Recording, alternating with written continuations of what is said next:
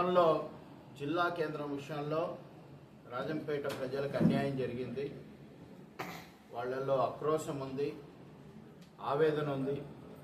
ఆ ఆవేదనంతా నిన్న జరిగినటువంటి బంద్ రూపంలో ప్రజలందరూ స్వచ్ఛందంగా కదిలొచ్చి ప్రజా సంఘాలు, ప్రజలు, అన్ని వర్గాల ప్రజలందరూ కూడా స్వచ్ఛందంగా బంద్ చేయడం జరిగింది.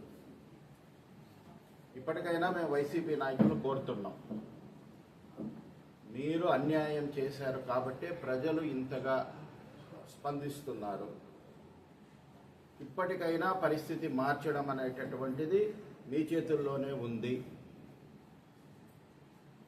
వైసీపీలో రాజ్యసభ సభ్యుడు మేడ రఘునాథ్ రెడ్డి రాజీనామా చేసినా దీనిలో రియాక్షన్ ఉండదు. లేదు మేము మా పార్టీ పదవులకు రాజీనామా చేసినా పెద్దగా మార్పు ఉండదు. మార్పు కేవలం ఇద్దరి వల్ల మాత్రమే సాధ్యం. అది లోక్సభ సభ్యుడు మిథున్ రెడ్డి గారు, ఎమ్మెల్యే అమర్నాథ్ రెడ్డి గారు.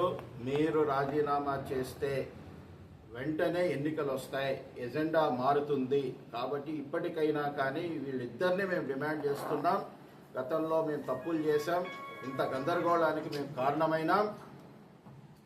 కాబట్టి క్షమాపణ చెప్పి రాజీనామా చేసి మళ్ళీ ప్రజల్లోకి రండి. మళ్ళీ ఈ ఎజెండాని, ప్రజల యొక్క ఆకాంక్షలకు సంబంధించిన ఎజెండాని తీసుకెళ్దాం. పరిస్థితులు మారుతాయి.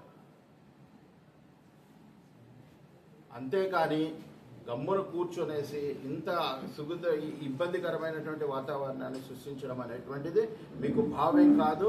ఇప్పటికైనా మిమ్మల్ని ప్రజలు క్షమించేదానికి చివరి అవకాశం వచ్చింది.